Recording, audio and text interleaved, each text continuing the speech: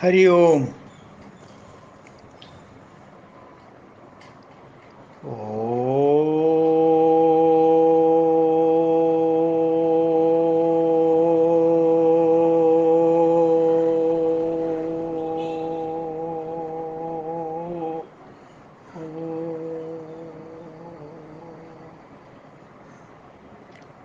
ओम सहनाववतु सहनौ भुनक्तु सह वीर्यं करवावहै तेजस्विनावधीतमस्तु मा विद्विषावहै।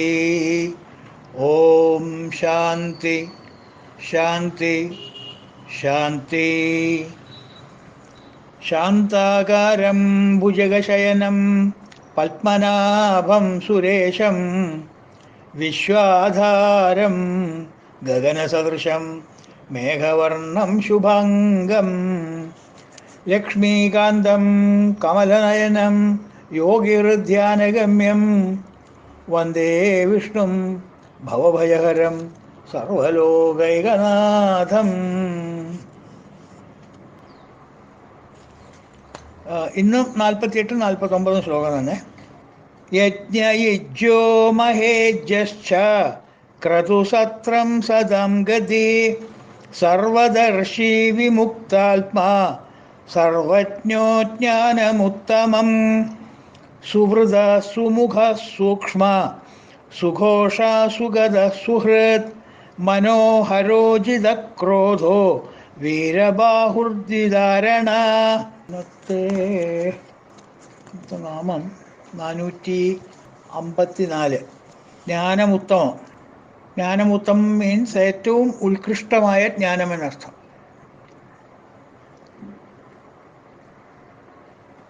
പരം അപരം എന്നീ സർവവിധ ജ്ഞാനങ്ങളിലും വെച്ച് ഉത്തമമായ ജ്ഞാനം സർവോത്തമവും നിത്യസിദ്ധിയും മാത്രമല്ല, ദേശകാല വസ്തു എന്നീ കാര്യങ്ങളിൽ ക്ലിപ്തപ്പെട്ടതുമായിട്ടുള്ള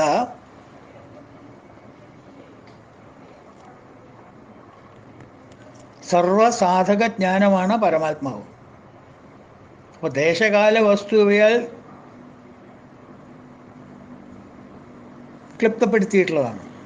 ദേശകാല അവസ്ഥയ്ക്ക് അതീതമായിട്ടുള്ളതാണ് ജ്ഞാനം. സർവോത്തമമായിട്ടുള്ള ജ്ഞാനമാണ്, നിത്യസിദ്ധയും. അതാണ് ജ്ഞാനങ്ങളിൽ വെച്ച് ഉത്തമ ജ്ഞാനം എന്നർത്ഥം. നിത്യസിദ്ധം, ദേശ കാല വസ്തു ഈ പരിമിതികളൊന്നും ഇല്ലാത്ത കാലദേശാവധിഭ്യാം നിർമുക്തം നിത്യമുക്തം എന്ന് പറയല്ലേ.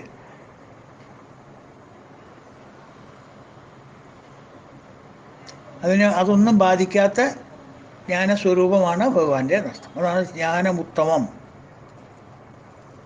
ബാക്കി എല്ലാ ജ്ഞാനങ്ങളും ഈ ബ്രഹ്മജ്ഞാനത്തിൻ്റെ ഈ പരമാത്മാവായിരിക്കുന്ന ബ്രഹ്മത്തിൻ്റെ ജ്ഞാനത്തിൻ്റെ വെറും സ്ഫുരണങ്ങൾ മാത്രമാണ്.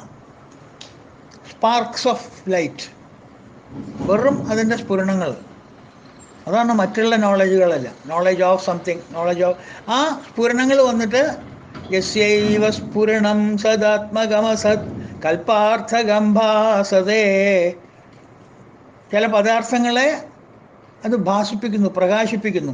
അപ്പോൾ നമ്മൾ ആ പ്രകാശത്തിനെ ആ വസ്തുവിൻ്റെ കൂടെയായിട്ട് കണ്ടിട്ട് അതിൻ്റെ അറിവ് നമ്മൾ നേടുന്നു. മനസ്സിലായില്ലേ? ഒരു ഇരുട്ട് ആയിട്ട് കിടക്കുന്ന ഒരു മുറിയിലേക്ക് നമ്മൾ ടോർച്ച് അടിച്ചു കഴിഞ്ഞാൽ ആ ടോർച്ച് ലൈറ്റ് പല വസ്തുക്കളുടെ മുകളിലും ആവരണം ചെയ്യും.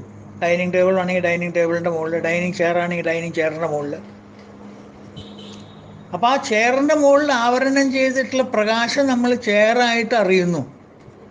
അപ്പോൾ ചെയറിനെ കുറിച്ച്, ചെയറിൻ്റെ അറിവ്, ടേബിളിൻ്റെ അറിവ് എന്നുള്ള അറിവുകളാണ് നമുക്കുള്ളത്. അല്ലാണ്ട് ഈ ഉപാധികളൊന്നും ഇല്ലാത്ത പ്രകാശത്തിൻ്റെ അറിവ് നമുക്കില്ല. കാരണം പ്രകാശത്തിനെ പ്രകാശമായിട്ട് നമുക്ക് കാണാൻ സാധിക്കുന്നില്ല. പ്രകാശം ഏതിനെങ്കിലും ഒരു വസ്തുവിനെ ആവരണം ചെയ്താൽ മാത്രമേ നമുക്കത് പ്രകാശമായിട്ട് കാണാൻ പറ്റുന്നുള്ളൂ.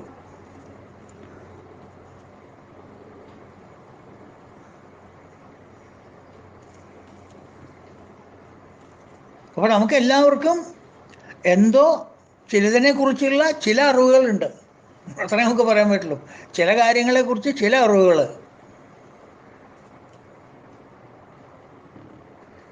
അതും ഭൗതികജ്ഞാനം. ഒന്നിനും പൂർണ്ണമായിട്ടുള്ള അറിവില്ലേ ഇനി. ഈവൻ ഭൗതികമായിട്ടുള്ളതാണെങ്കിലും ശരി, ആർക്കാണ് ഏതെങ്കിലും ഒരു ഭൗതിക വിഷയത്തിൽ പോലും പൂർണ്ണജ്ഞാനമുള്ളത്? Every expert is a student. ഏത് സബ്ജക്റ്റ് എടുത്ത് നോക്കിക്കോളൂ. Chemistry, can you say somebody has mastered chemistry? പറയാൻ നമുക്ക് അഗ്രഗണ്യനാണ്, അങ്ങനെയാണെന്നൊക്കെ പറയാം. പക്ഷേ എൻറ്റയർ കെമിസ്ട്രി കലക്കി കുടിച്ചിട്ടുള്ള ആൾ വല്ലവരും ഉണ്ടോ? ഇനി എനിക്ക് കെമിസ്ട്രിയിൽ അറിയാനൊന്നുമില്ല എന്നാവും പറഞ്ഞ് കയ്യിൽ വയ്ക്കുമ്പോഴേക്കാവും വേറെ എന്തെങ്കിലും പൊന്തി വരിക, വേറൊരു കെമിക്കൽ വരാനാണ്. ഫിസിക്സ്, ഹിസ്റ്ററി, ജോഗ്രഫി, ഏത് വേണേ എടുത്തോളൂ, ഏത് ഭൗതിക സബ്ജക്റ്റ് എടുത്താലും can you say that you know everything about A particular subject? പറയാൻ പറ്റില്ല. You may be A master of that, okay, but that doesn't mean you know everything. എല്ലാം അറിയാമെന്ന് നമുക്ക് പറയാൻ പറ്റില്ലല്ലോ. മാസ്റ്ററി ഉണ്ടായിരിക്കാം. You may have A good mastery or command over language, but you can't say you know everything of language. ലാംഗ്വേജിൽ എന്തൊക്കെ നമുക്ക് അറിയാനുണ്ട്, അറിയാത്തത് എന്തൊക്കെയുണ്ട്. എത്രത്തോളം നമ്മൾ അറിയുന്നു അത്രത്തോളം നമ്മുടെ അറിവില്ലായ്മ പുറത്തേക്ക് വരുന്നത്. The more you know the more you discover your ignorance, അല്ലേ? അപ്പോൾ ഒരു പൂർണ്ണ അറിവ് എന്ന് പറഞ്ഞാൽ നമുക്ക് എവിടെയും കിട്ടില്ല. അതെന്താ കാരണം? ഈ അറിവ് ആവരണം ചെയ്യപ്പെട്ട വസ്തുവിനെയാണ് നാം പഠിക്കുന്നത്.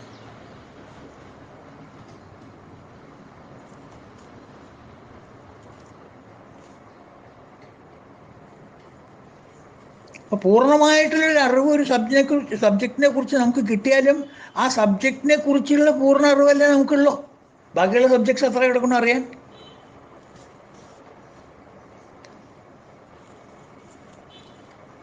ഇതിനെക്കുറിച്ച് അതിനെക്കുറിച്ചോ ഒക്കെ അറിയാം, അതൊക്കെ ശരിയാ. അറിയുന്നത് അതും ഇതൊക്കെയാണ്.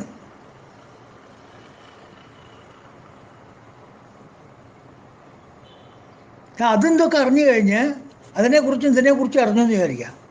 എനിക്ക് അതിനെക്കുറിച്ച് അറിയാം, ഇതിനെക്കുറിച്ചും അറിയാം, ഓക്കെ. അപ്പം അതും ഇതും മാഞ്ഞു പോയി എന്ന് വിചാരിക്കുക. അപ്പോൾ നമുക്ക് എന്തിനെക്കുറിച്ച് അറിയാം? ആലോചിക്കും, ഒന്ന് ആലോചിച്ചിട്ട് ഉത്തരം പറഞ്ഞാൽ മതി. എനിക്ക് അതിനെക്കുറിച്ചും അറിയാം, ഇതിനെക്കുറിച്ചും അറിയാം. ഈ രണ്ടിനെ കുറിച്ചും എനിക്ക് നല്ലോണം അറിയാം, ഫുള്ളായിട്ട് അറിയാം. അതിനെക്കുറിച്ച് ഫുള്ളായിട്ട് അറിയാം, ഇതിനെക്കുറിച്ചും ഫുള്ളായിട്ട് അറിയാം.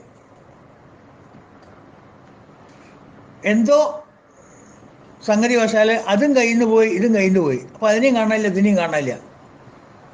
അപ്പം ഇത് രണ്ടും പോയി കഴിഞ്ഞാൽ നിങ്ങൾക്ക് എന്തിനെക്കുറിച്ച് അറിയാം? ഒന്നിനെ കുറിച്ചും അറിയില്ല.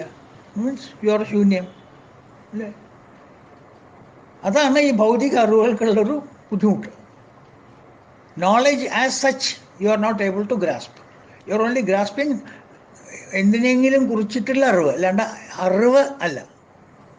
പ്രകാശത്തിനെ അല്ല നമ്മൾ കാണുന്നത്. പ്രകാശം പ്രകാശിപ്പിക്കുന്ന വസ്തുവിനെയാണ് നമ്മൾ കാണുന്നത്. അതുകൊണ്ട് നമ്മൾക്കുള്ള റിലേറ്റീവ് നോളജ് മാത്രമേ ഉള്ളൂ, അബ്സല്യൂട്ട് നോളജ് ഇല്ല, പൂർണ്ണ അറിവില്ല.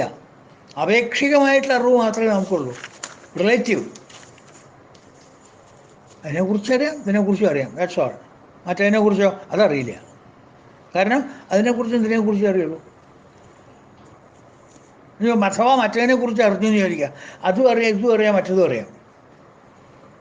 അപ്പോൾ മറിച്ചതിനെ കുറിച്ചോ? മറ്റതും അറിയാം, മറിച്ചതും അറിയാം. അപ്പോൾ അതും ഇതും മറ്റതും മറിച്ചതും ഒക്കെ അറിയാം. പക്ഷേ അതും ഇതും മറ്റതും മറിച്ചതൊക്കെ കയ്യിൽ നിന്ന് പോയാലോ പിന്നെ എന്തിനെക്കുറിച്ച് അറിയാം നിങ്ങൾക്ക്? പിന്നെ ഒന്നിനെക്കുറിച്ചും അറിയില്ല. നിങ്ങൾക്ക് ഇത് നാലെണ്ണല്ലേ അറിയുള്ളൂ, അത് ഇത് മറ്റത് മറിച്ചത്. അത് പോയി. So you are back in square one. എന്താ കാരണം? നിങ്ങൾക്ക് എന്തിനെയോ കുറിച്ചിട്ടുള്ള അറിവാണ് കിട്ടുന്നത്, അല്ലാണ്ട് അറിവിനല്ല നിങ്ങൾക്ക് കിട്ടുന്നത്.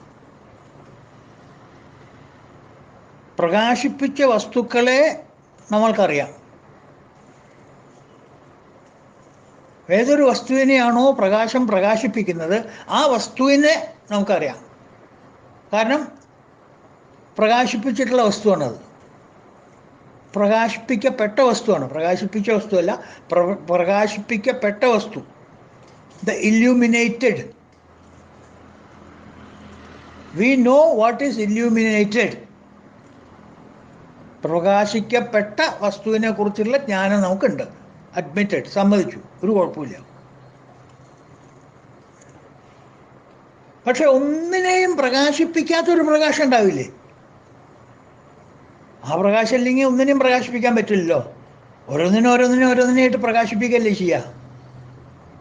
അപ്പം എല്ലാം നമ്മൾ തീപ്പെട്ടിക്കുള്ളി കൊളുത്തിട്ട് പൂജാ റൂമിലേക്ക് കിടന്നാൽ ഓരോരോ സാധനങ്ങളല്ല ആദ്യം പ്രകാശിപ്പിക്കണത് അല്ലേ?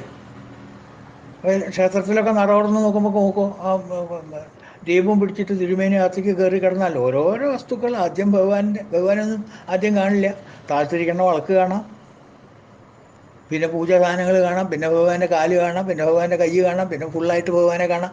അങ്ങനെ ഓരോ വസ്തുക്കളെയും പ്രകാശിപ്പിച്ചുകൊണ്ടിരിക്കുകയാണ്. ഏത്? ഈ ഭഗവാന്റെ ഈ തിരുവേൻ്റെ കയ്യിലുള്ള പ്രകാശം.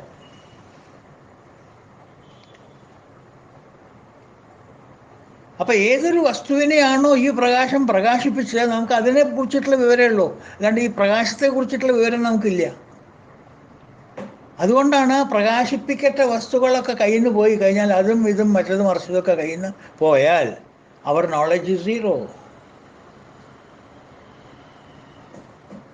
ഭഗവാൻ എന്ന് പറയുന്നത് ഈ പ്രകാശിപ്പിക്കപ്പെട്ട പ്രകാശമല്ല, പ്രകാശിപ്പിക്കുന്ന പ്രകാശമാണ്. The knowledge by itself. Knowledge of, അതിനെക്കുറിച്ചിട്ടുള്ള അറിവ്, ഇതിനെക്കുറിച്ചിട്ടുള്ള അറിവ്. ഈ കുറിച്ചിട്ടുള്ള അറിവല്ല, അറിവ് ബസ്. അങ്ങനെയൊന്നും ഉണ്ടോ? ഒന്നിനെയും പ്രകാശിപ്പിക്കാത്തൊരു പ്രകാശം ഉണ്ടോ? ഇല്ലേ? ആലോചിച്ച് നോക്കൂ. ഒരു മുറി തുറന്നു, പ്രകാശമൊന്നുമില്ല, അവിടെ എന്താ കാണുക? പിന്നെ പ്രകാശമൊന്നും ഇല്ലാത്ത മുറി എന്താ കാണുക? പറയൂ. ആ മുറി മുഴുവൻ ഇരുട്ടോ? അതെന്തത്? അതെങ്ങനെയാണ് മനസ്സിലായി ഇരുട്ടാന്ന്? അത് ഇരുട്ടാണ് എന്ന് നിങ്ങളുടെ മനസ്സിൽ ഒരാൾ ഇരുന്ന് പറഞ്ഞതുകൊണ്ടല്ല ഇരുട്ടെന്ന്. അപ്പം ആ ഇരുട്ടിനെ പ്രകാശിപ്പിക്കുന്ന ഒരാൾ നിങ്ങളുടെ ഉള്ളിലുള്ളത് കൊണ്ടല്ലേ അത് ഇരുട്ടെന്ന് മനസ്സിലായത്. അപ്പം ആ ഇരുട്ടിനെ പ്രകാശിപ്പിച്ചതാരാ? തീപ്പെട്ടിക്കൊള്ളിയല്ല, കുത്തുവിളക്കല്ല, ഇതൊന്നും ഇല്ലാണ്ട് തന്നെ നിങ്ങൾക്ക് ഇരുട്ടാന്ന് മനസ്സിലായില്ലേ? ഇരുട്ടിനെ കാണിച്ചു തരുമോ എന്ന് പറഞ്ഞിട്ട് വെളിച്ചം കൊണ്ടുപോയി വെച്ചാലോ ശരിയാവുമോ?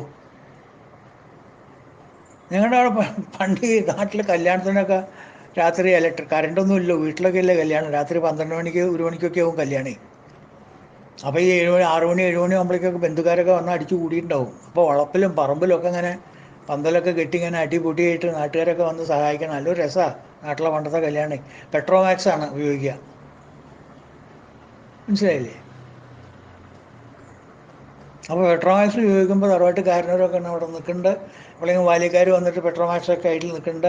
ഇതാ കൊയിന്നുകുട്ടിയെ, തറവാട്ടുകാരനോട് പറയും, കൊയിന്നുകുട്ടിയെ ആ ഇരുട്ടുള്ളിടത്ത് ഈ പെട്രോമാക്സ് കൊണ്ടൊക്കെ.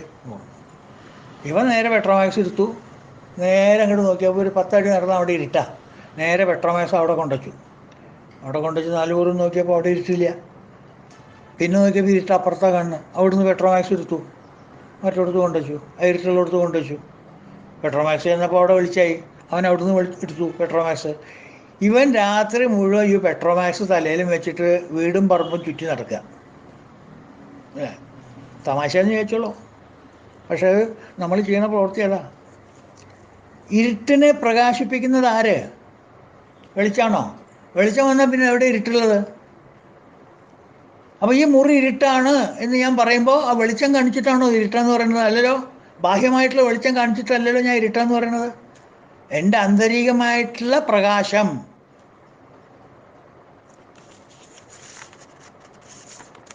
ആ ഉത്തമമായിട്ടുള്ള ജ്ഞാനം എൻ്റെ ഉള്ളിൽ നിന്ന് പ്രകാശിച്ചത് കൊണ്ടാണ് എനിക്കത് ഇരുട്ടാണ് എന്ന് മനസ്സിലായത്.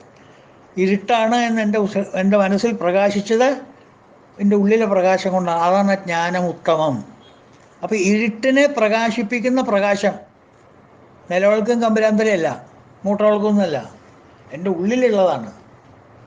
മൂട്ടവിളക്ക് കയ്യിലുണ്ടായി ഇരുട്ട് എവിടെ ഉണ്ടാവുക പറയോ? ഈ പെട്രോമാക്സുകാരൻ കൊയിന്നുകുട്ടി ചെയ്ത പോലെ ആവില്ലേ? എല്ലാ ദിക്കിലും കൊണ്ട് നടക്കും ഇരുട്ട് അന്വേഷിച്ചിട്ട്. എവിടെ ഇരുട്ട്? ഇവിടെ ഇല്ലല്ലോ. അവിടെ ഇരുട്ട്, എന്നാൽ അങ്ങോട്ട് പോവുക. അവിടെ ചെന്നു, അവിടെ കൊണ്ടുവച്ചു. ഇവിടെ ഇരുട്ടില്ലല്ലോ. തമ്പുരാൻ അങ്ങനെയല്ലേ പറഞ്ഞത്? ഇരുട്ടിലോടത്ത് വെക്കാനല്ലേ പറഞ്ഞേ? ഇനി ഇവിടെ വെച്ച് കഴിഞ്ഞാൽ എവിടെയാ ഇരുട്ടെന്ന് ചോദിച്ചാൽ എന്നെ ചീത്ത പറയും, അതുകൊണ്ട് ഇവിടുന്ന് അങ്ങോട്ട് എടുക്കുക എന്ന് പറയും, ഇല്ലേ? അങ്ങനെ എത്ര പ്രാന്തന്മാർ ചെയ്യുന്നുണ്ട്. നമ്മളൊക്കെ അതിൽ പെട്ടെന്ന് കൂട്ടിക്കോളോ.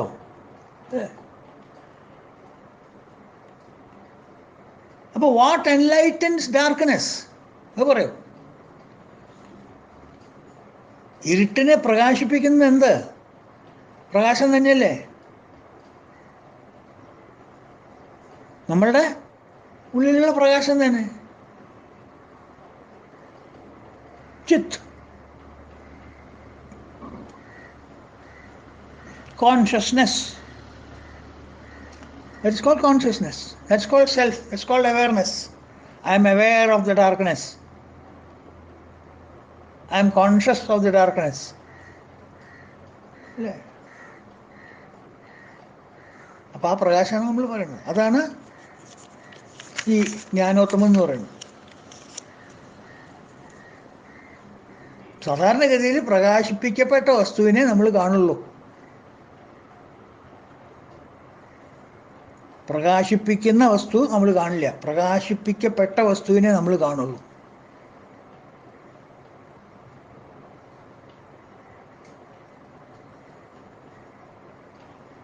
കണ്ണ് കൂടെ നമ്മൾ കാണുന്നു, ഒരു വസ്തു കാണുന്നു, കണ്ണ് കാണുന്നു, അല്ലേ? കണ്ണിൽ കൂടെ നമ്മൾ ആ ചെടി അല്ലെങ്കിൽ ആ ബിൽഡിങ് കാണുന്നു.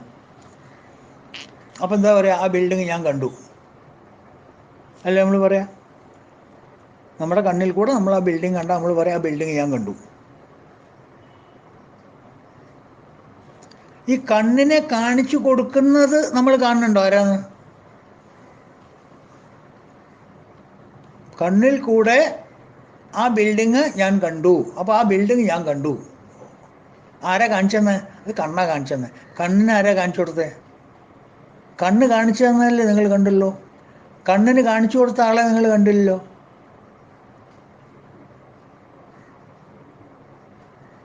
നാവ് കൊണ്ട് പറയണത് ഞാൻ കേട്ടു. അങ്ങോട്ട് നാവ് കൊണ്ട് പറയണം. നാവ് കൊണ്ട് ഞാൻ പറയുന്നത് കേട്ടതാ. അയാൾ അങ്ങനെ പറഞ്ഞു, എന്നെ അങ്ങനെ വിളിച്ചു. അയാൾ ഒന്നിനും കൊള്ളരുതാത്തവൻ എന്നോട് പറഞ്ഞു. ഇങ്ങനെയൊക്കെ സത്യം പറയാൻ പാടും ആൾക്കാർ. പച്ചയ്ക്ക് എന്നോട് പറഞ്ഞു താൻ തന്നെ ഒന്നിനും കൊള്ളില്ല എന്ന്. അത് ഞാൻ കേട്ടു. അപ്പോൾ അയാൾ പറയണത് താൻ കേട്ടു അല്ലേ? അങ്ങോട്ട് നാവ് ആണ് അത് പറഞ്ഞത്. നാവിന് പറയാൻ ശക്തിയുണ്ടോ? അപ്പോൾ ആ നാവ് ആര് പ്രേരിപ്പിച്ചിട്ടാണ് നാവ് പറഞ്ഞത്? ഉള്ളിലിരിക്കുന്ന ഒരു പ്രകാശം ആ നാവിനെ പ്രകാശിപ്പിച്ചിട്ടല്ലേ ആ നാവ് പറഞ്ഞത് എടോ തന്നെ ഒന്നിനും കൊള്ളില്ല എന്ന്. അപ്പോൾ ആ നാവ് പ്രകാശിപ്പിക്കപ്പെട്ടതാണ്. ആരെ കൊണ്ടോ ഒരാളെ കൊണ്ട് ഉള്ളിൽ നിന്ന് പ്രേരിപ്പിക്കപ്പെട്ടതാണ്. ആ നാവിനെ പ്രകാശിപ്പിച്ച പ്രകാശം നമ്മൾ കണ്ടു ഇല്ലല്ലോ. ആ നാവ് ഉണ്ടാക്കി തന്ന ശബ്ദമല്ലേ നമ്മൾ കേട്ടുള്ളൂ.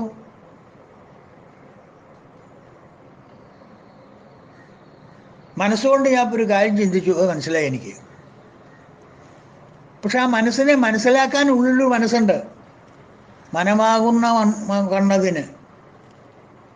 ആ മനസ്സിനെ നിനക്കറിയോ? മനസ്സിനെ ചിന്തിപ്പിച്ചതാരാ? Who prompted the mind to think? Mind is matter. അതിനെവിടെ ജീവൻ? അതിന് പ്രേരണ കൊടുത്ത് അതിനെ ചിന്തിപ്പിച്ചത് mind is a flow of thoughts അല്ലേ? Mind is matter.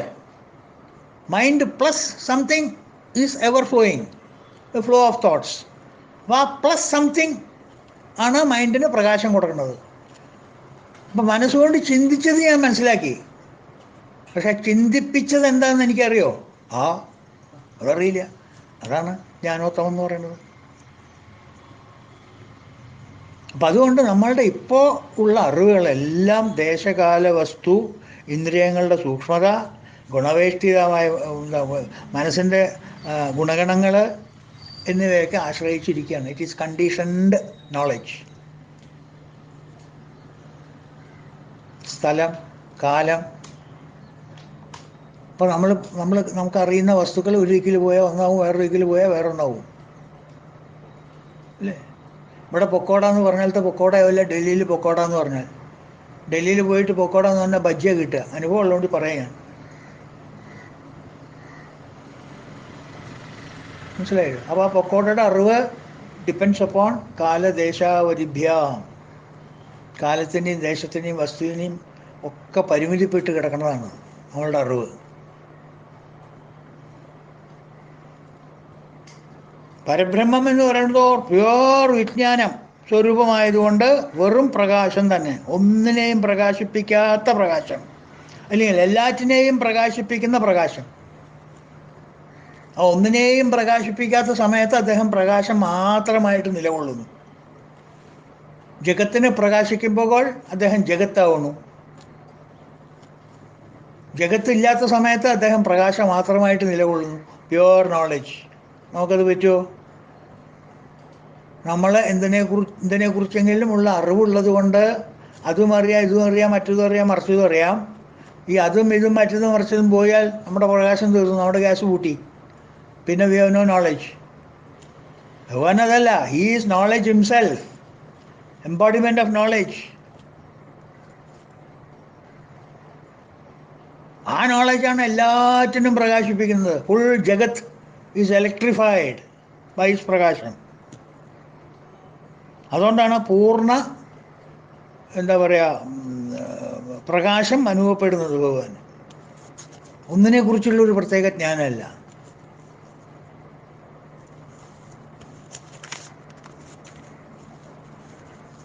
Ramana Maharshi അതല്ലേ പറഞ്ഞത്? ദൃശ്യവാരിതം ചിത്വമാത്മന. കാണപ്പെടുന്ന ദൃശ്യവസ്തുക്കൾ, പ്രകാശിക്കപ്പെട്ട വസ്തുക്കൾ ദൃശ്യവാരിതം. അതിനൊന്ന് മാറ്റി നിർത്തൂ. ചിത്തം ആത്മന. ചിത്തത്തിലേക്കൊന്ന് നോക്കൂ. മനസ്സും ബുദ്ധിയും അഹങ്കാരവും കൂടി ഒന്നിച്ചുള്ളൊരു കെട്ടിമറിഞ്ഞ് കിടക്കുന്ന സ്ഥലമല്ലേ ഈ ചിത്തം എന്ന് പറയണത്. അവിടേക്കൊന്ന് നോക്കൂ, ഉള്ളിലേക്കൊന്ന് നോക്കൂ. ദൃശ്യവാരിതം ചിത്തമാത്മന. അവിടെ നമ്മുടെ പൂർണ്ണ സ്വരൂപം നമുക്ക് കാണാം. ചിത്വദർശനം, തത്വദർശനം. അതാണ് തത്വദർശനം എന്ന് പറയുന്നത്. ആ ഉള്ളിലുള്ള അന്തരാത്മാവിനെ കാണുന്നതാണ് തത്വദർശനം. അപ്പം എന്ത് വേണം? ഈ പ്രകാശപ്പെട്ട വസ്തുവിനെ ഒക്കെ മാറ്റി നിർത്തുക.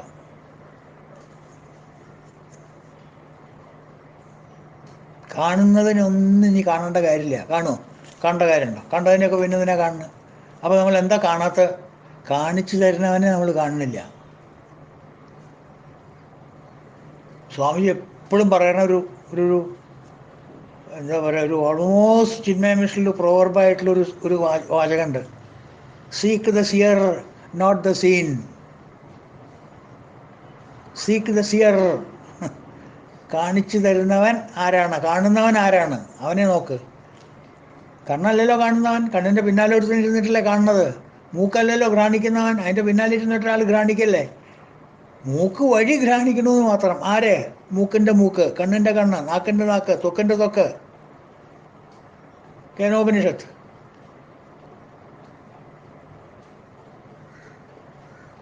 അപ്പം കാണുന്നവനെ, ശരിക്ക് കാണുന്നവനെ മനസ്സിലാക്കുക. കണ്ടതിനെ കുറിച്ചല്ല മനസ്സിലാക്കേണ്ടത്.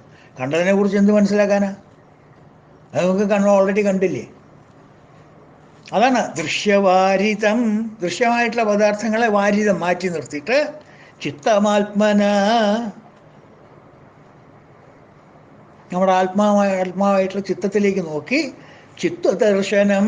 ആ ചിത്തദർശനം നമ്മൾ കണ്ടു കഴിഞ്ഞാൽ അതാണ് തത്വദർശനം. അതാണ് ജ്ഞാനമുത്തമ എന്നുള്ളതിൻ്റെ വ്യാഖ്യാനം. അത്രയും മതി. ഇത് വാസ്തവത്തിൽ നമ്മൾ ഒരിക്കൽ കണ്ടിട്ടുള്ളതാണ്. പിന്നെയും റിപ്പീറ്റ് ചെയ്യാണ്. നല്ല പ്രധാനപ്പെട്ട നാമങ്ങളാവുമ്പോൾ പിന്നെയും മനസ്സിൽ ഉറക്കട്ടെ എന്ന് ചോദിച്ച് റിപ്പീറ്റ് ചെയ്യാണ് കേട്ടോ. നീരസം തോന്നുന്നുണ്ടെങ്കിൽ ക്ഷമിക്കുക, നിർത്തിയില്ല. ചിലപ്പോൾ സ്പിരിച്വൽ ക്ലാസ്സുകളിലൊക്കെ ഇങ്ങനെ ഉണ്ടാവും. എന്താ ചെയ്യുക? നമ്മളെക്കാൾ കുറച്ച് അറിവുള്ളവർക്ക് വേണ്ടി നമ്മൾ ക്ഷമിക്കുക. 455 നാമം സുവൃത. സുവൃത എന്ന് വെച്ചാൽ ശോഭനമായ വ്രതമുള്ളവൻ എന്നർത്ഥം.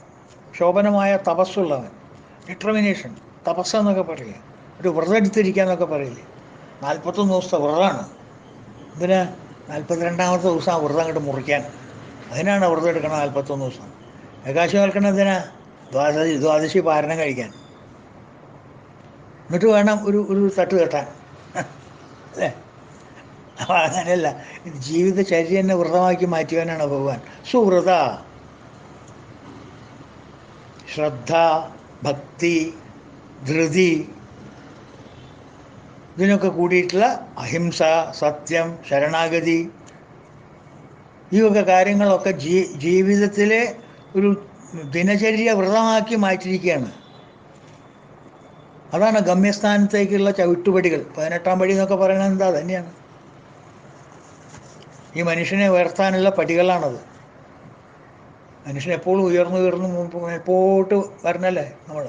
അല്ലേ? മൃഗീയമായ മൃഗം, മൃഗീയമായ മനുഷ്യൻ, മനുഷ്യരായ മനുഷ്യൻ, ദേവതുല്യരായ മനുഷ്യൻ, പൂർണ്ണദേവൻ. അങ്ങനെയാണല്ലോ സ്റ്റെപ്പ്. അല്ലേ? ആനിമൽ മാൻ, ആനിമൽ, മൃഗീയമായിട്ടുള്ള മൃഗം, ഫെറോഷ്യസ് ആനിമൽസ്, ആനിമൽ മാൻ, മനുഷ്യനാണ്. പക്ഷേ ആനിമൽ ടെൻഡൻസീസൊക്കെ ഉണ്ട്. അത് ആനിമലിന് കുറച്ചൊരു സ്റ്റഡി പൊക്കത്തിൽ ആനിമൽ മാൻ.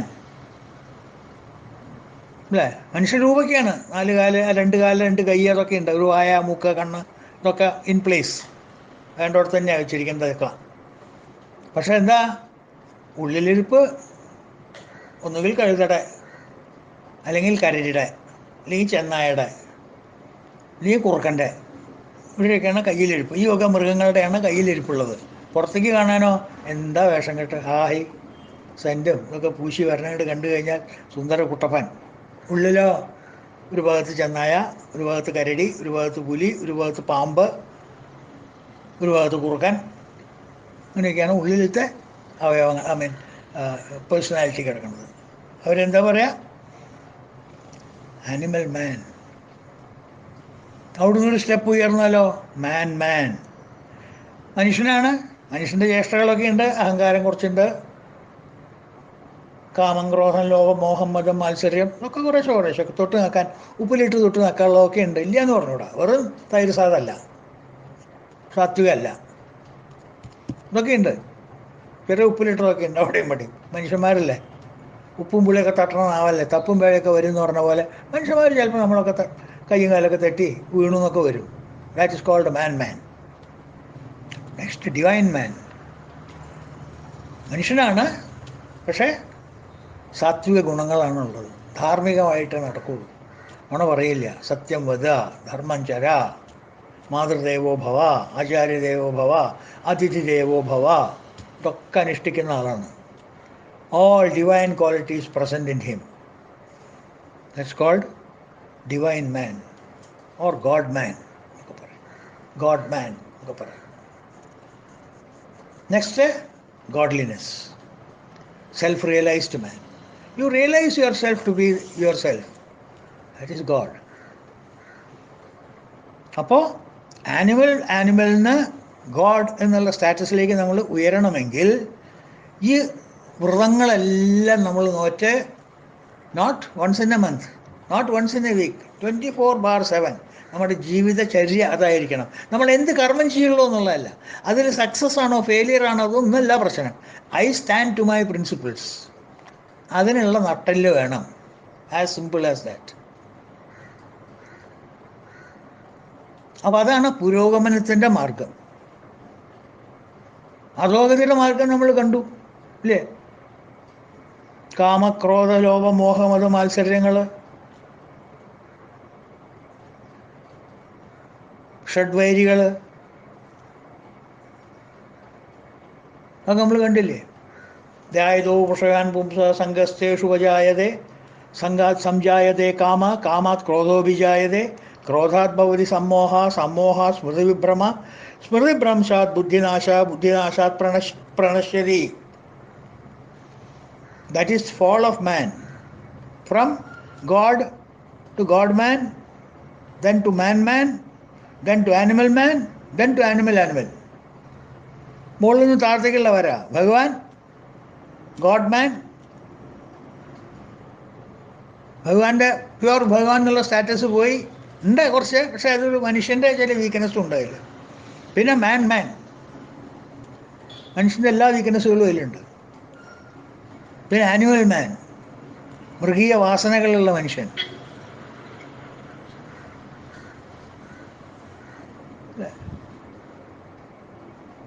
കാട്ടിൽ നിന്നെന്തോ മൂളുന്നു കണ്ണ, കേട്ടിട്ടേറ്റം ഭയമുണ്ടെനിക്ക്. കാട്ടാന, കരടി, പുലി, ചെന്നായി, കാട്ടുപോത്തു, കരിമ്പൂലിക്കൂട്ടം. ഈ വക 6 മൃഗീയമായിട്ടുള്ള വാസനകളൊക്കെ നമ്മളുടെ മനസ്സിൽ വെച്ച് നടക്കുമ്പോൾ നമ്മൾ എന്താവും? വി ബിക്കം ആൻ ആനിമൽ മാൻ. മനുഷ്യ മൃഗം എന്നൊക്കെ പറയില്ലേ നമ്മൾ, അങ്ങനെ അധപ്പതിക്കും. അവിടുന്ന് അധപ്പതിച്ചാലാണ് 100% മൃഗം, ആനിമൽ. അത് അധോഗതിയുടെ വഴി. പുരോഗതിക്കുള്ള വഴി എന്താ?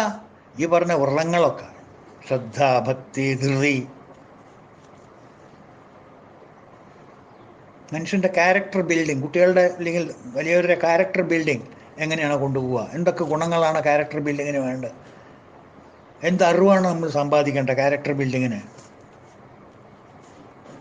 എൻ്റെ കൂട്ടുകാർ, നിങ്ങൾ ആ 13ാമത്തെ അധ്യായം ഭഗവത്ഗീതയിലൊന്ന് വായിക്കേണ്ട അധ്യായമാണ്.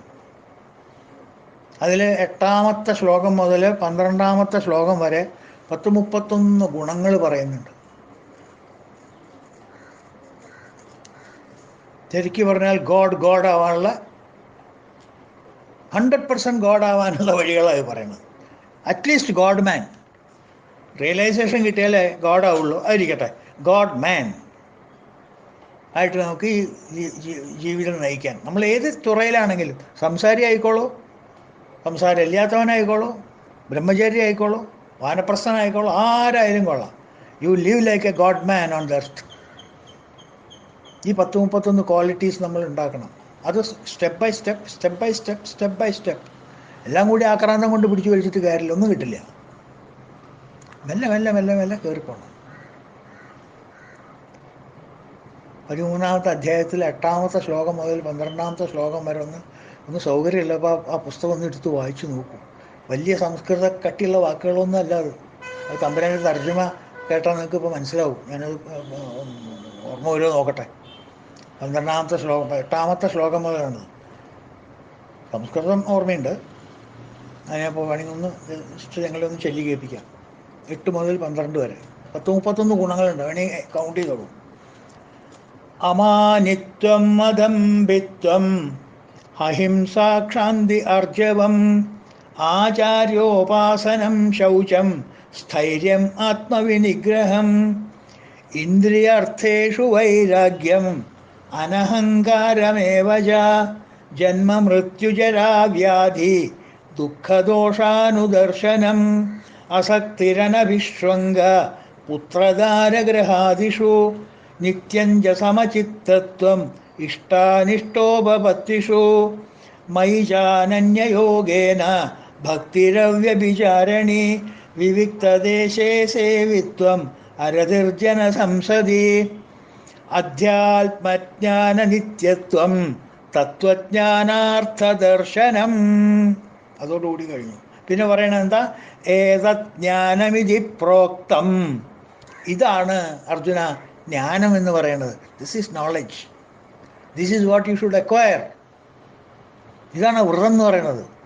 ഏതജ്ഞാനമിതി പ്രോക്തം അജ്ഞാനം യതതോ അന്യഥ. ഓൾ അതർ തിങ്സ് ആർ അവിദ്യ. ഇതാണ് വിദ്യ. ഈ 31 ഗുണങ്ങളാണ് വിദ്യ. അതാണ് അറിയേണ്ടത്. That is a knowledge to be acquired, quality to be acquired. അപ്പോഴാണ് you start your journey from animal to God.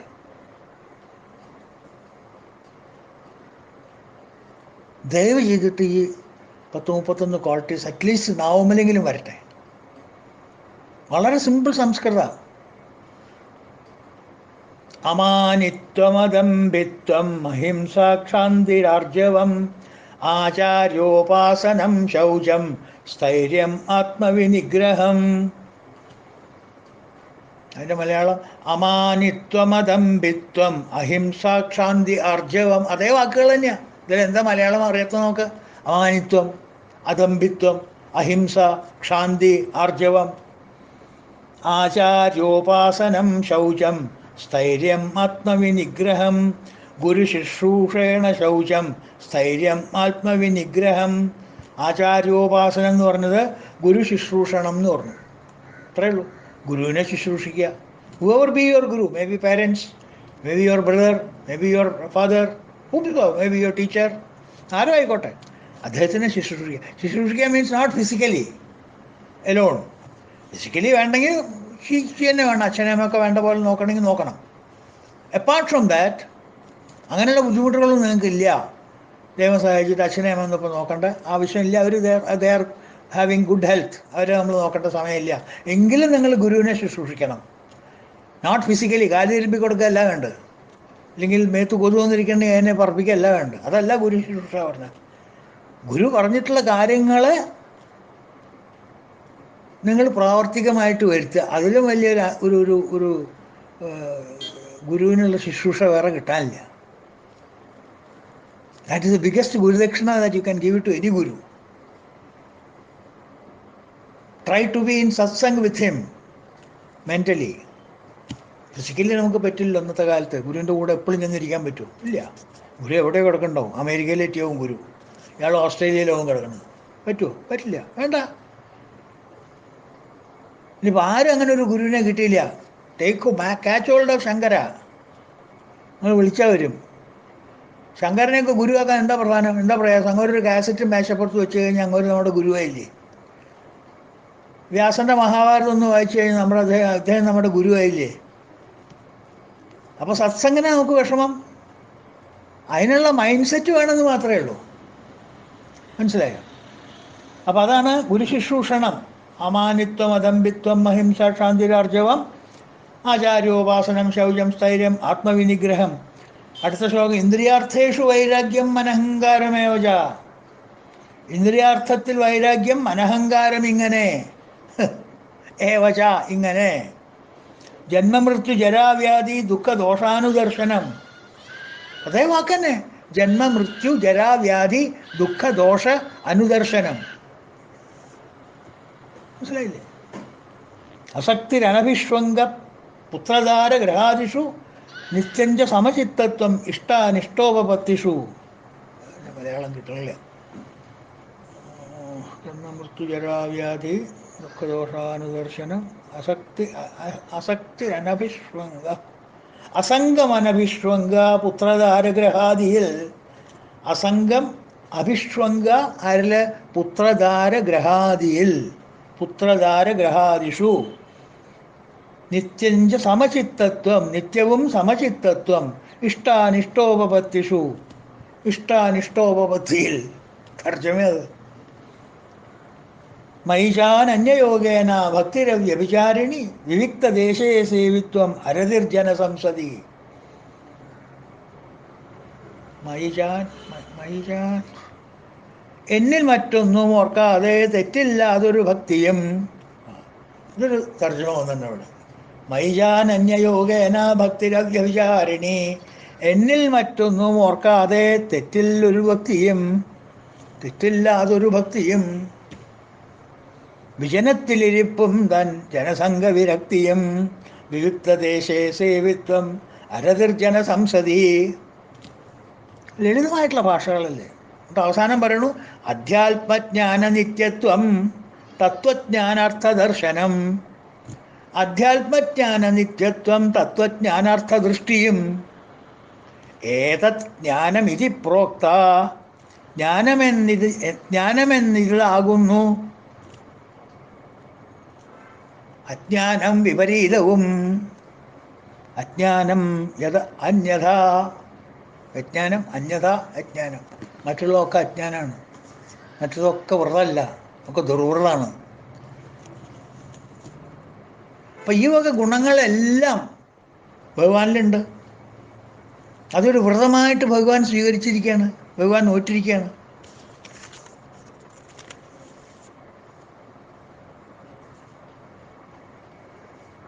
ഒരു ഉദാഹരണം എടുത്തോളൂ, ശ്രീരാമൻ്റെ ഉദാഹരണം എടുത്തു. അദ്ദേഹം ശരണാഗതി ഒരു ദൃഢവ്രതമായിട്ട് എടുത്തിരിക്കുക. അദ്ദേഹത്തിൻ്റെ അടുത്ത് വന്ന് ആര് യാചിച്ചുവോ എന്നെ കൂട്ടണം എന്ന് പറഞ്ഞാൽ ആ പാർട്ടിയിൽ അപ്പം കൂട്ടും ഭഗവാൻ. വിഭീഷണൻ അഭയം പ്രാപിച്ചപ്പോൾ അഭയം നൽകുന്നതിന് അഭിപ്രായ ഭിന്നത ചിലരവിടെ ചൂണ്ടിക്കാട്ടി. ചില വാനരവീരന്മാരും മറ്റവരൊക്കെ ചൂണ്ടിക്കാട്ടി, ഭഗവാനെ ഇതിന് പോണോ, നമ്മൾ കടിക്കണ പാമ്പിനെ മേടിച്ചാണോ മേത്തിടാൻ പോണ എന്നൊരു അഭിപ്രായ വ്യത്യാസം വന്നപ്പോൾ അവരോട് എന്താ ശ്രീരാമൻ പറഞ്ഞല്ലോ, യുദ്ധകാണ്ഡത്തിൽ വാൽമീകി രാമായണത്തിൽ വളരെ ഭേഷമായിട്ട് പറയേണ്ടത്, സഹൃദേവ പ്രപന്നായ തവാസ്മീതി ചാശതേ അഭയം സർവഭൂതേഭ്യോ ദദാമ്യേതത് വ്രതം മമ. എൻ്റെ വ്രതം ഇതാണ്. സഹൃദേവ പ്രപന്നായ, ഒരു പ്രാവശ്യം എൻ്റെ അടുത്ത് വന്ന് ശരണം പ്രാപിച്ചാൽ തവാസ്മീതി ജയാചതേ, എന്നെ ഒന്ന് യാചിച്ചു കഴിഞ്ഞാൽ അഭയം സർവഭൂതേഭ്യോ, എല്ലാറ്റിൽ നിന്നും ഞാൻ അവന് അഭയം നൽകും. ദദാമ്യേ തത് വ്രതം മമ, ഇതെൻ്റെ വ്രതമാണെന്ന് പറയുന്നത് ശ്രീരാമൻ. അതൊരു വ്രതമാണ്. ശരണാഗതന്മാരെ ഒരു കാലത്തും കൈവിടില്ല, ഡിപ്പെൻഡൻസിനെ ഒരു കാലത്തും കൈവിടില്ല, പിടിച്ചു നിർത്തും. എത്ര ആൾക്കാരെ, നല്ല നല്ല ആൾക്കാരെ നമ്മൾ കണ്ടിട്ടുണ്ട് ഈ ലോകത്തിൽ. നമുക്ക് അറിവുള്ള എത്ര ആൾക്കാരുണ്ട്, അവനവന് ദോഷം വന്നാലും മറ്റവരെ കുറിച്ച് കുറ്റം പറയില്ല. അബ്ദുൽ കലാം, അദ്ദേഹത്തിൻ്റെ ചീഫ് സതീഷ് ധാവൻ, ഇവരൊക്കെ എന്തായിരുന്നു, എന്തെങ്കിലും ഒരു പ്രശ്നം ഉണ്ടായിട്ടുണ്ടെങ്കിൽ അത് ആ കുറ്റം അവരെ ഏറ്റെടുക്കും. എന്തെങ്കിലും വിജയം വന്നു കഴിഞ്ഞാൽ അതെൻ്റെ ടീം ചെയ്തതെന്ന് പറയും, അല്ലേ? ഒരിക്കൽ വന്നു, ഞാൻ നിൻ്റെ ഭഗവാനെ, ഞാൻ നിൻ്റെയാണ്, ഐ ആം യുവേഴ്സ്, ഞാൻ നിൻ്റെ, ഞാൻ നിൻ്റെ എന്നുള്ള പ്രയോഗം ഉണ്ടല്ലോ. സഹൃദേവ പ്രപന്നായ, ഏവപ്രപന്നായ, ഞാൻ നീയാണ് ഭഗവാനെ, നിൻ്റെയാണ് ഞാൻ, ഐ ആം യുവർ ഇൻസ്ട്രുമെൻറ്റ്. അന്ന് തൊട്ടായിരിക്കും നമ്മൾ യുവേഴ്സ് ഫെയ്ത്ത്ഫുള്ളി, യുവേഴ്സ് ട്രൂലി എന്നൊക്കെ എഴുതാൻ തുടങ്ങിയത്. അവിടുന്ന് കോപ്പി അടിച്ചത്, ഒരു സംശയമില്ല. എഴുത്തൊക്കെ എഴുതുമ്പോഴേ യുവേഴ്സ് ട്രൂലി, യുവേഴ്സ് ഫെയ്ത്ത്ഫുള്ളി ഒക്കെ എഴുതില്ലേ. അപ്പോൾ ഒരിക്കൽ വന്നു ഞാൻ നിൻ്റെ എന്നപേക്ഷിപ്പവന്നു ഞാൻ നിൻ്റെയാണ് ഭഗവാനെ, ഇന്ന് മുതൽ ഞാൻ നിൻ്റെ ആളായി മാറി എന്ന് എന്നോട് വല്ലവരും വന്നിട്ടൊരു ദിവസം അപേക്ഷിക്കുകയാണെന്നുണ്ടെങ്കിൽ എല്ലാവരിൽ നിന്നും അഭയം കൊടുത്തിടും ഇതൻ വ്രതം. ഈ വ്രതം ഞാൻ നിറവേറ്റെന്ന് പറയണം. ഐ ആം യുവേഴ്സ് എന്ന് പറഞ്ഞു കഴിഞ്ഞാൽ.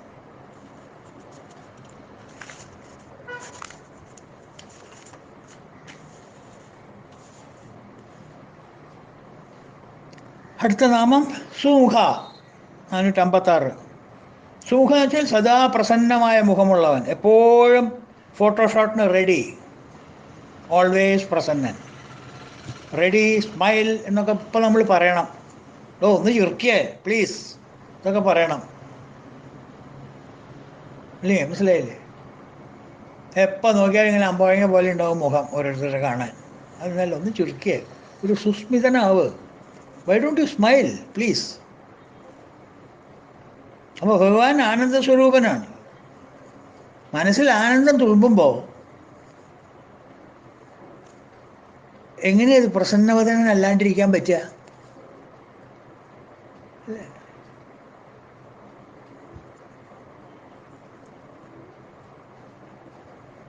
അപ്പോൾ സ്വാഭാവികമായിട്ട് ഭഗവാന്റെ മനസ്സ് പ്രശാന്തമായിട്ടുള്ള മനസ്സാവുമ്പോൾ പ്രസന്നമായിട്ടുള്ള മുഖമാവും എന്നർത്ഥം.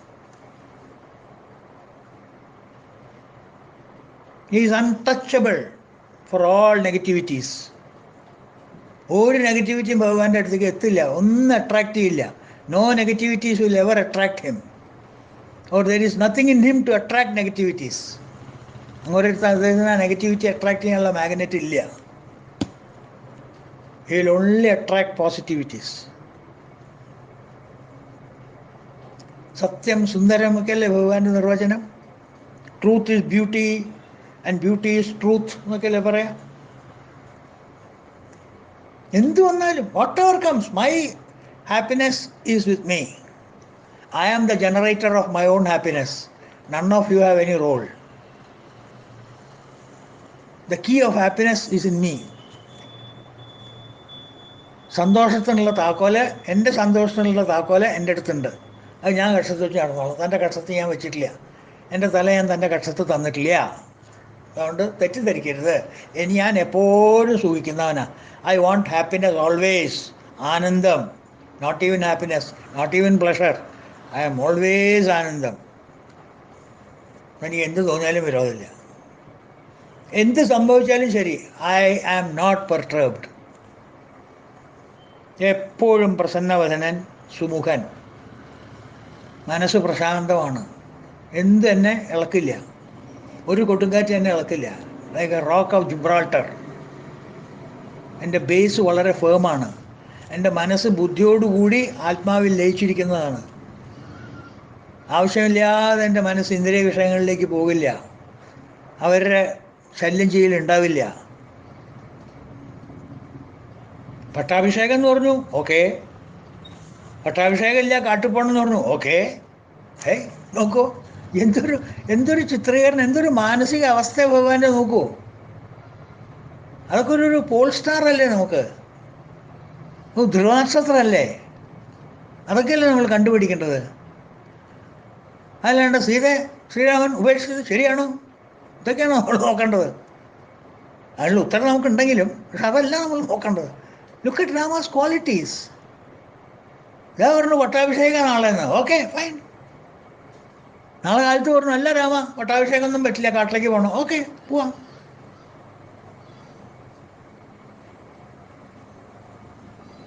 രാജ്യത്തെയങ്ങുപേക്ഷിച്ച് കാട്ടിൽ പോകാൻ തുടങ്ങവേ മനോവികാരം കണ്ടില്ല ലോകാതീതനു പോലവേ.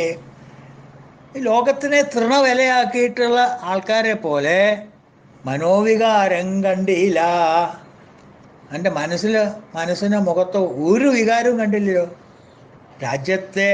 രാജ്യത്തെ അങ്ങ് ഉപേക്ഷിച്ച്, രാജ്യത്തിനെ ഉപേക്ഷിച്ചിട്ട് കാട്ടിൽ പോകാൻ തുടങ്ങവേ. എന്നാ പോണ നേരത്തെങ്കിലും ഒന്ന് രണ്ട് കണ്ണീര് വേണ്ടേ, മുതലക്കണ്ണീരെങ്കിലും. പോകുമ്പോ എന്താ അച്ഛനോട് പറഞ്ഞേ? അതാണ് അതിൽ രസം. ഈ 5-9 വർഷം വൻകാട്ടിൽ കളിയാടി ഞാൻ, തികച്ചും പ്രീതി കൈക്കൊണ്ട് തവ ചൊൽ കീഴിൽ നിൽക്കുവൻ. അച്ഛൻ പറഞ്ഞ പോലെ ഞാൻ നിൽക്കും കേട്ടോ. അച്ഛൻ്റെ ആഗ്രഹം പോലെ ഞാൻ നിൽക്കും. എനിക്ക് ഒരു കുഴപ്പമില്ല അതിൽ. കാട്ടിൽ പോകെന്നു ചൊന്നേച്ചാൽ ആവാമെന്നേ പറഞ്ഞിടൂ. അച്ഛൻ ചെയ്തിട്ടുള്ള പ്രതിജ്ഞ ഞാനല്ലാണ്ട് ആരെ നിലനിർത്തുക?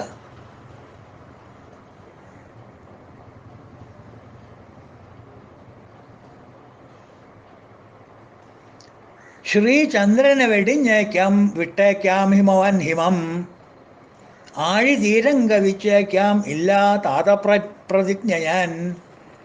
അച്ഛൻ്റെ പ്രതിജ്ഞ ഞാൻ മുറിച്ചു കളേ. What am I for? അച്ഛൻ ചെയ്തിട്ടുള്ളൊരു സത്യം ഞാനത് മുറിക്കേ, ഞാനായിട്ടത് മുറിക്കേ. എനിക്കത് നിറവേറ്റാൻ പറ്റുന്നുണ്ടെങ്കിൽ അതാണ് വ്രതം. ശ്രീചന്ദ്രനെ വെടിഞ്ഞേക്കാം. ശശി വേണമെങ്കിൽ ചന്ദ്രനെ ഡൈവോഴ്സ് ചെയ്ത് പോരാ, അങ്ങനെ ചിലപ്പോൾ ഉണ്ടാവും. ശ്രീചന്ദ്രനെ വെടിഞ്ഞേക്കാം, വിട്ടേക്കാം ഹിമവാൻ ഹിമമം. മഞ്ഞ് ഹിമാലയത്തിൽ നിന്ന് ഇങ്ങോട്ട് പോരാ, ഉണ്ടായിക്കൂടാന്നില്ല, ഒരു കുഴപ്പമില്ല, അങ്ങനെയൊക്കെ ഉണ്ടാവാം. ആഴി തീരം കവിച്ചേക്കാം, ദർ ബി സീ എറോഷൻ. തീരം മുഴുവൻ സമുദ്രം തിന്നു പോവും. ഇല്ലാ പ്രതിജ്ഞ ഞാൻ അച്ഛൻ്റെ ഇത് ലംഘിക്കില്ല, അച്ഛൻ്റെ വാക്ക് ഞാൻ ലംഘിക്കില്ല. അതാണ് രാജ്യത്തെ അങ്ങ് ഉപേക്ഷിച്ച് കാട്ടിൽ പോകാൻ തുടങ്ങവേ മനോവികാരം കണ്ടില്ല ലോകാതീതനു പോലവേ. ഈ 5-9 വർഷം, 5-9 14 വർഷം വൻകാട്ടിൽ കളിയാടി ഞാൻ, തികച്ചും പ്രീതി കൈക്കൊണ്ട് തവ ചൊൽ കീഴിൽ നിൽക്കുവൻ. വാൽമീകി രാമായണത്തിലെ വെള്ളത്തോൾ നാരായണമേനൻ്റെ തർജ്ജമയാണ്. 24,000 ശ്ലോകം വാൽമീകി രാമായണം. കുർത്താനൂർത്തം കുഞ്ഞുട്ട തമ്പുരാൻ എങ്ങനെയാണോ 1,25,000 മഹാഭാരതം ശ്ലോകങ്ങൾ തർജ്ജമ ചെയ്ത് മലയാളത്തിലാക്കിയത്, ഒരു മുതൽക്കൂട്ട് മലയാള ഭാഷയ്ക്ക് വരുത്തിയത്, അതേപോലെ വെള്ളത്തോൾ നാരായണമേനോൻ മഹാകവി പല തർജ്ജമകളിലും ഒരു തർജ്ജമ മൂലം വാൽമീകി രാമായണമാണ്. 24,000 ശ്ലോകം. അപ്പോൾ ഈ ചെല്ലിയ മലയാള ശ്ലോകങ്ങളൊക്കെ അതിലത്തെയാണ്.